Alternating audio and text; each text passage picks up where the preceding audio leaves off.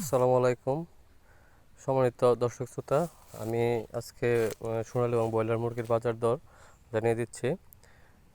সারা দেশে আজকে 18ই সেপ্টেম্বর 2024। আজকে ঢাকায় ব্রয়লার মুরগ 160 থেকে 165 টাকা, সোনালী 220 থেকে 225। আজকে সিলেটে 150 থেকে 152 টাকা ব্রয়লার মুরগ, 210 থেকে 215 টাকা সোনালী মুরগ। বাগেরহাটে 150 থেকে 152 টাকা ব্রয়লার, 210 থেকে 214 সোনালী। বগুড়ায় 158 থেকে 160 টাকা ব্রয়লার, 210 থেকে 215 টাকা সোনালী।